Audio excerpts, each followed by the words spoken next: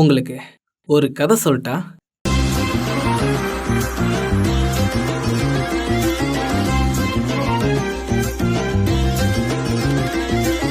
லூசிஃபரோட போன சீசன்ல டேடி தன்னோட கடவுள் பதவியில இருந்து ரிட்டையர் ஆகி மிச்ச சொச்ச காலத்தை மம்மியோட கழிக்கலான அவங்களோட யூனிவர்ஸ்க்கு போயிடுறாரு. போனவரு அடுத்த கடவுள் யாருன்னு சொல்லாம அதை நீங்களே முடிவு பண்ணிங்க கட்டுங்களான்னு சொல்லிட்டு போனதால அடுத்த கடவுள் யாருங்கிற போட்டி பசங்களுக்குள்ள வந்துருது. அமாண்டியல் மனுஷங்க கூட வாழ போறதா சொன்னதால லூசிஃபர் அடுத்த கடவுளாக போறதா சொல்றான். ஆனா அவனோட இரட்டை சகோதரனான மைக்கேல் டேடியோட மண்டைய கழுவி அவரை ரிட்டையர் ஆக வச்சதே நான் தான்டா, ஏன் கூடவே போட்டி போட பாக்குறியா அப்படின்னு மத்த உடன் பிறப்புகளோட ஆதரவெல்லாம் திரட்டி அவன் அடுத்த கடவுள் ஆகணும்னு நினைக்கிறான். ஆனா எல்லாரும் ஒரு மனசா ஏத்துக்கிட்டாதான் அடுத்த கடவுளாக முடியும்னு தெரியுதா?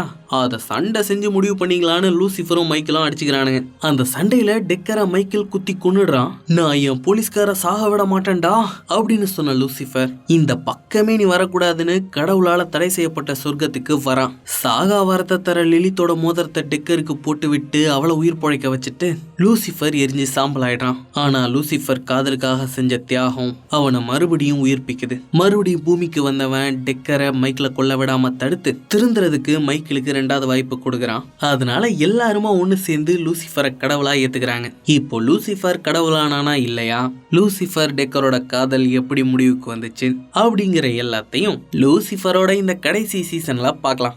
அப்படியே சேனலையும் சப்ஸ்கிரைப் பண்ணிட்டு அந்த லைக் பட்டனையும் தட்டி விட்டுட்டீங்கன்னா இன்னும் நல்லாயிருக்கும்.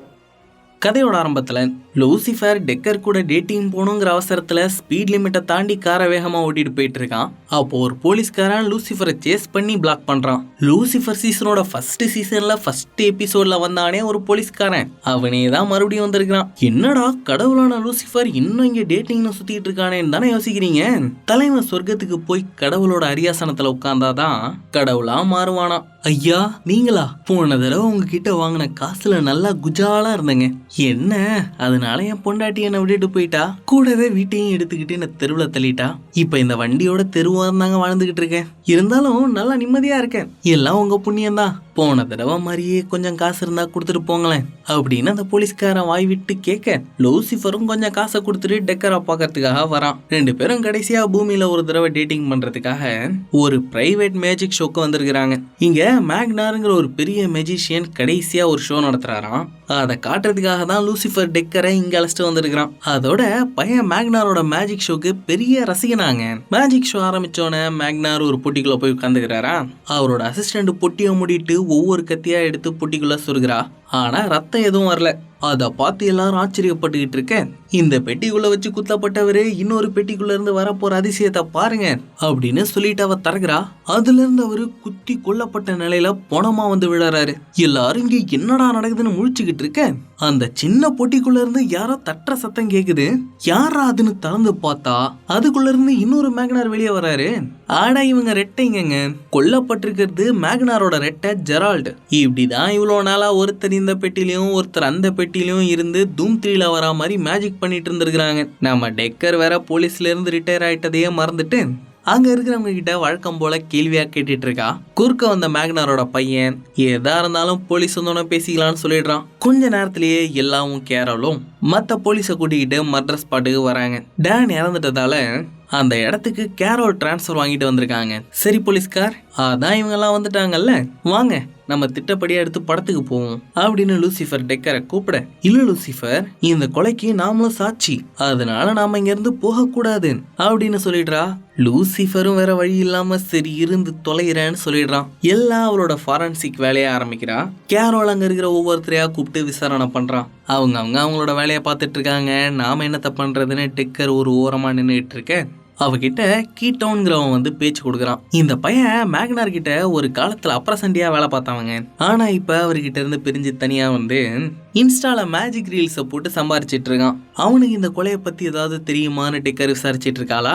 அதை பார்த்த கேரோல் அவகிட்ட வந்து, இனிமே கேஸை நாங்க பாத்துக்கிறோம் டெக்கர், நீங்க இங்க இருந்து கிளம்பலாம் அப்படின்னு சொல்றான்.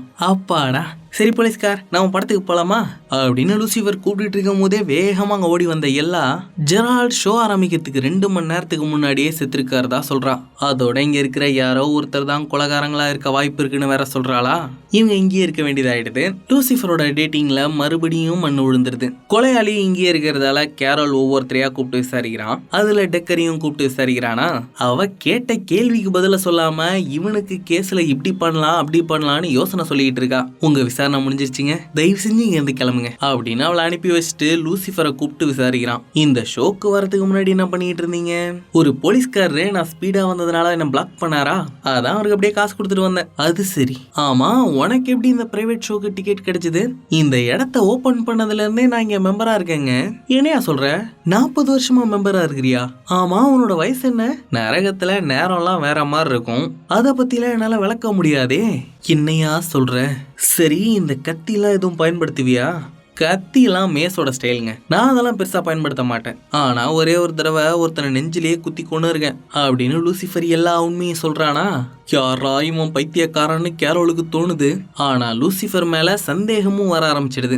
அதை புரிஞ்சுக்கிட்ட டெக்கர் லூசிஃபர் கிட்ட வந்து, நீ இப்படியே உண்மையா சொல்லிட்டு இருந்தா உனக்கு தூக்கி உள்ளார வச்சிருவாங்க லூசிஃபர். நாம இந்த கேஸ்ல தப்பிக்கணும்னு வையேன், நாமளே உண்மையான குற்றவாளியை புடிச்சு கொடுக்கணும் அப்படின்னு சொல்றா.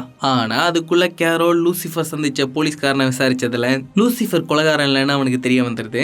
அதோட லூசிஃபர் ஒரு லூசுங்கிறத கன்ஃபார்மும் பண்ணிடுறான். அப்ப அங்க வந்த எல்லா ஜெரால்டோட ரூம் சர்வீஸ் செரிக்கோட கார்டுல பேமெண்ட் ஆயிருக்கிறதால அவங்க 2 பேருக்குள்ள ஏதாவது தொடர்பு இருக்கலாம்னு சொல்றா. உடனே அந்த ஆங்கிள் விசாரிக்க ஆரம்பிக்கிறாங்க. இதெல்லாம் நடந்துட்டு இருக்கிற அதே நேரம் லிண்டா வீட்டுல மேஸ் எடுத்து நரகத்தோட அரசி ஆக போறதால அவளுக்கு அமாண்டியலும் லிண்டாவும் டின்னர் பார்ட்டி கொடுத்துட்டு இருக்காங்க. அப்ப அமாண்டியலும் தான் போலீஸ்ல சேர போறதா சொல்றான். அவனுக்கு எல்லாரும் வாழ்த்துக்கள் சொல்லிட்டு மேஸ் நரகத்துக்கு போய் எப்படி ஆட்சி பண்ண போறான்னு கேக்குறாங்க. நீ எப்படி எல்லாருக்கும் கொடூரமா தண்டனை கொடுக்க போற மேஸ் அப்படின்னு எல்லாருமா ரவுண்டு கட்டி அதை பத்தியே பேசிட்டு இருக்காங்களா. ஒரு கட்டத்துல காண்டான மேஸ் எனக்கு நரகத்துக்கு போறதுக்கே விருப்பம் இல்லைன்னு சொல்லிடுறா. அவளுக்கு இங்க இருக்கதான் பிடிச்சிருக்குதான்ப்பா. அதே மாதிரி ஏவாவும் தனக்கு சொர்க்கத்துக்கு போறதுக்கு விருப்பம் இல்ல, இங்கதான் இருக்க போறான்னு சொல்றாளா. அதனால இதுங்க ரெண்டும் பார்ட்னர்ஷிப் போட்டுடலான்னு முடிவு பண்ணுதுங்க. அதே நேரம் இங்க எல்லா கிட்ட வந்த லூசிஃபர், எப்பமா அந்த கொலைகாரனை கண்டுபிடிப்பீங்க? நான் போலீஸ்கார கூட்டிட்டு படத்துக்கு போகணுமா அப்படின்னு கேக்குறான். இன்னும் பாதி வேலை கூட முடியலடா லூசிஃபர் பையா, அதுக்குள்ள எப்படி அவசரப்படுறேன்? அப்புறம் உங்ககிட்ட ஒரு விஷயம் சொல்லணும்னு நினைச்சிட்டு இருந்தேன். இப்பெல்லாம் நான் வேண்டத மேல இருந்து யாருமே காதுல வாங்கறது இல்ல. ஒரு வேலை மேல யாருமே இல்லையோ, கடவுள் காணாம போயிட்டாரா? அப்பனா நீ கடவுள் இல்லங்கிறத உணர்றியா என்ன? அதுதானப்பா சொல்றேன். கடவுள் இல்லங்கிறது பெரிய குத்தமா என்ன? அப்புறம் இல்லையா, எப்போதும் அவைலபிள் இருக்கிறது தானே கடவுளோட வேலையே. அதனால தானே அவர் கடவுள். அது எப்படிமா எப்போதும் அவரால் அவைலபிள் இருக்க முடியும்? அவருக்கும் குழந்தை குட்டின்னு சொந்த வேலையெல்லாம் இருக்கும்ல. டே லூசிஃபர், அவர் என்ன உன மாதிரி குஜால் பார்ட்டின்னு நினைச்சியா? நம்ம தான்ப்பா அவரோட சொத்தே.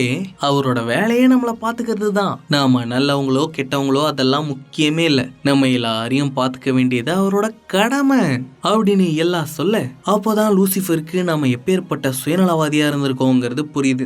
இங்க கேரோல் எரிக்க கூப்பிட்டு, நீங்க தானே ஜெரால்ட கொன்னீங்கன்னு விசாரிக்கிறான். அவ அப்படிலாம் இல்லவே இல்லைங்கிறா. ஜெரால்டு எனக்கு ஒரு தனி ஷோ கொடுக்குறேன்னு சொல்லியிருந்தாருங்க. ஆனா அதுக்கப்புறம் மேக்னா ரிட்டையர் ஆக போறேன்னு சொன்னதால அதை பத்தி பேசுறதையே விட்டுட்டாரு. அதுக்காக நான் ஏங்க அவரை போய் கொலைலாம் பண்ண போறேன் அப்படின்னு சொல்றா. இதை ஒளிஞ்சிருந்து பார்த்துட்டு இருந்த டெக்கர், கேரோல் தப்பான ஆள் மேலேயே சந்தேகப்பட்டு இருக்கானோன்னு நினைக்கிறா.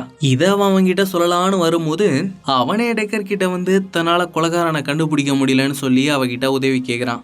இதைத்தான் நானும் எதிர்பார்த்தேன். இங்க பாருங்க கேரோல், இப்படி ஒருத்தரை கொன்னு இந்த பொட்டியில அடைச்சு வச்சிருக்காங்கன்னா அந்த கொலைகாரனுக்கு இந்த இடத்த பத்தியும் இந்த மேஜிக் ஷோ பத்தியும் அதோட ரகசியத்தை பத்தியும் தெரிஞ்சிருக்கணும். அப்படி தெரிஞ்சிருந்தாதான் இந்த கொலையை பண்ணிருக்கவே முடியும். அப்படிப்பட்ட கொலையாளியை நாம கண்டுபிடிக்கணும்னா அவங்க எதுக்காக இந்த கொலையை பண்ணிருக்காங்க, இந்த கொலையினால அவங்களுக்கு என்ன லாபம்ங்கிறத நாம கண்டுபிடிக்கணும் அப்படின்னு டெக்கர் சொல்லிக்கிட்டு இருக்க, திடீர்னு மேக்னாரோட பையன் டெக்கரோட கழுத்திலேயே கத்திய வைக்கிறான்.